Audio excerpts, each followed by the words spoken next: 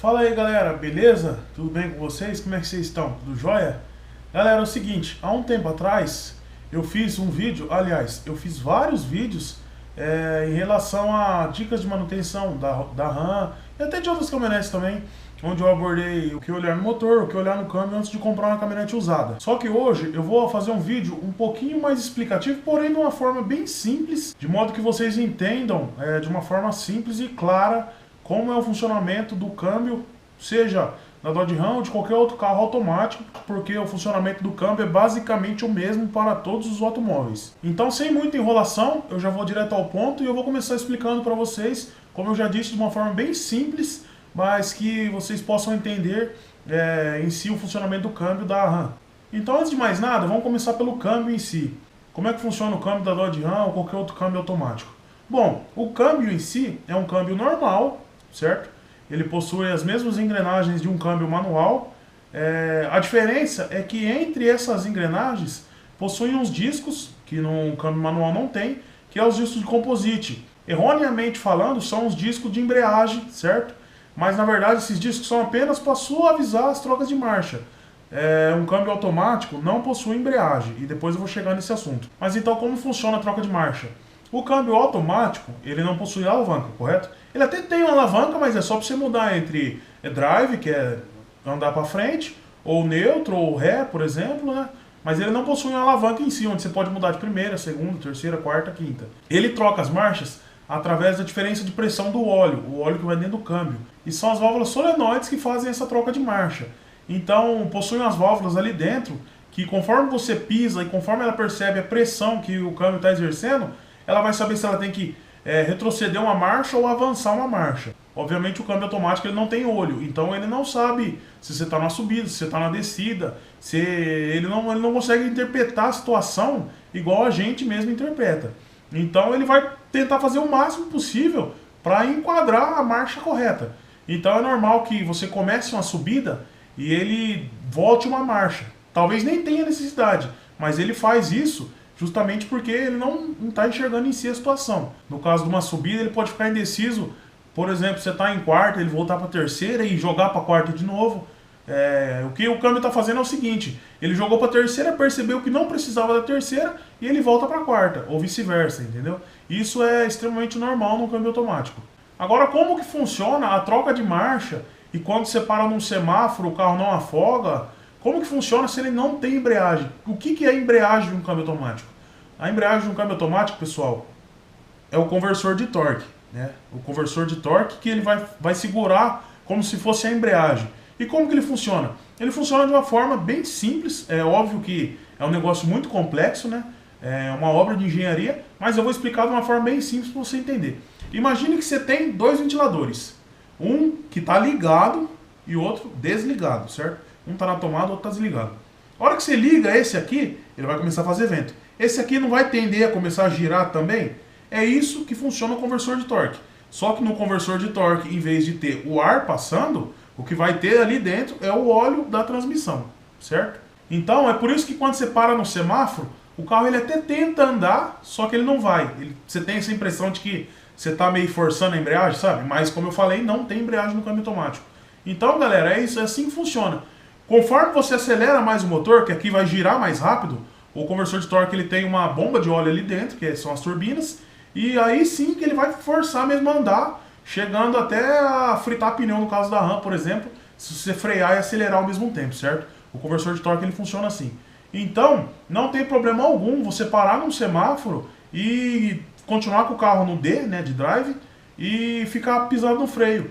O carro ele tende a querer sair, mas ele não sai porque você está pisando no freio. Não tem problema algum, pessoal, não está desgastando nada.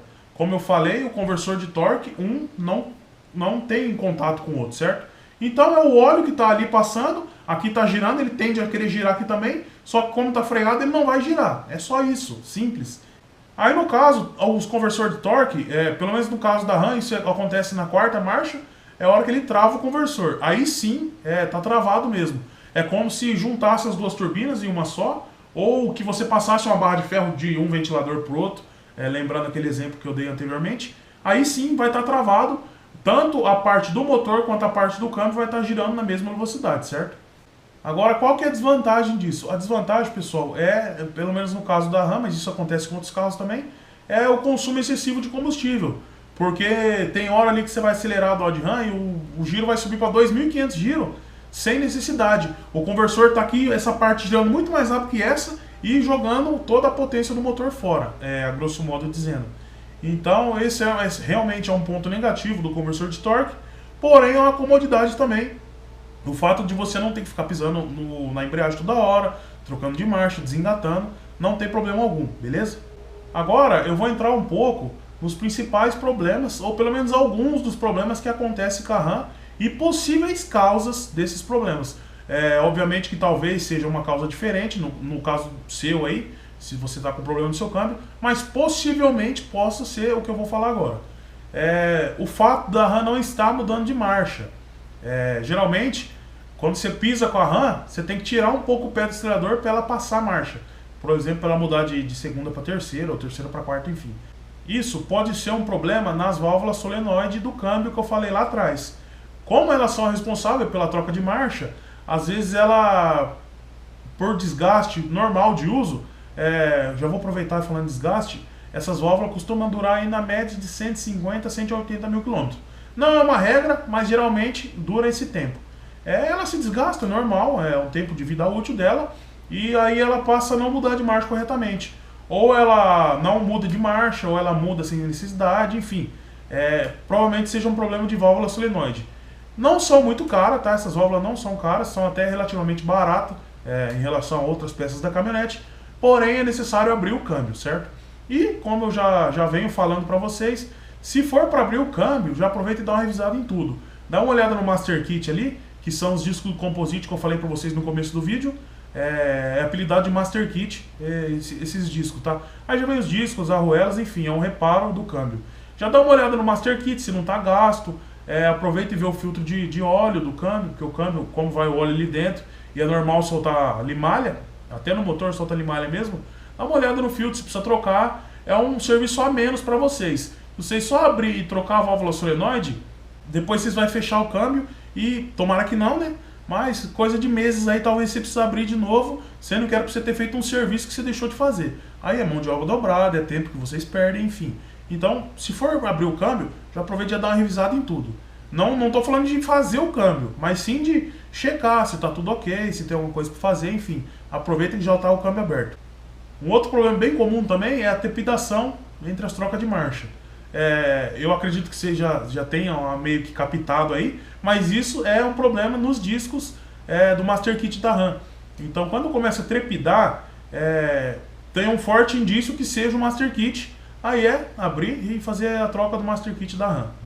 Um problema também que acontece muito, principalmente na Dodge Ram, é o conversor de torque patinar. Quando você acelera e o giro sobe lá em cima, um pouco é normal, tá, pessoal? Não tem como falar assim por vídeo o que é normal e o que não é. Mas é aí que eu entro naquele assunto de quando você está comprando a caminhonete, levar para um mecânico de câmbio, um mecânico experiente na caminhonete, para ele saber se está tudo ok ou não, beleza? Mas depois que você já tem um certo tempo com a caminhonete, vai se acostumando, é fácil você saber se tem alguma coisa de anormal ou se está tudo certo. Mas quando você acelera e o giro sobe muito e a caminhonete não desenvolve, ela não ganha muita velocidade, isso aí é um problema no conversor de torque, quando ele já começa a patinar. Como eu falei, tem as turbinas dentro do conversor e elas vão se desgastando, isso é normal também, principalmente pela RAM, o peso excessivo, né? Mais de 3 toneladas numa caminhonete aí, é normal que apareça um problema. Quer dizer, não deveria ser normal, né? Mas infelizmente aparece esse problema mesmo. Aí tem que fazer o reparo do conversor de torque mesmo. O conversor de torque é uma peça lacrada, pessoal. Não tem como você abrir aí e desmontar ele. Tem que fazer um corte nele mesmo e depois tem que realizar toda a solda, enfim. Então tem que ser um profissional especializado em conversor de torque para fazer esse reparo. Não simplesmente um mecânico de câmbio, tem que ser um profissional especializado mesmo. Tanto que é um serviço um pouco caro até. A RAM, quando eu comprei ela, tinha acabado de fazer o câmbio, acho que vocês já sabem disso. E se eu não me engano, na nota, o valor do reparo, só do conversor, acho que era R$2.000 ou R$2.500. É um serviço um pouco caro, mas dá sim para reparar o conversor de torque de vocês.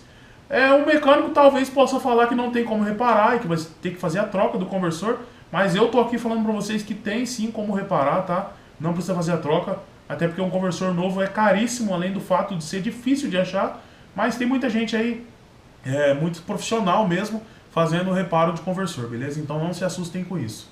Um outro problema também, que muita gente vincula ao fato de ser no motor, e na verdade é no câmbio, é a caminhonete ficar frouxa.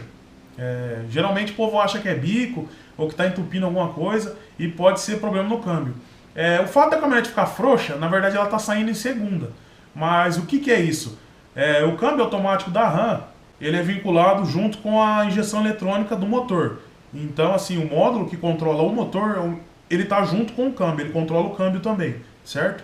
E quando dá um problema no câmbio, para não agravar mais a situação, o câmbio entra em proteção, o modo de proteção. Aí ele vai sair sempre em segunda marcha, de modo que o motor tenha menos força para estragar o câmbio, para piorar, digamos assim.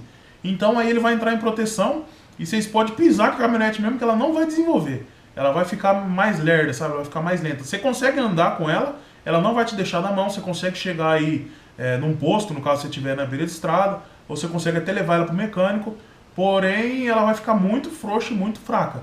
Isso é um problema no câmbio, e para não gravar a situação, ele reduz a potência do motor e ele joga sempre para a segunda marcha.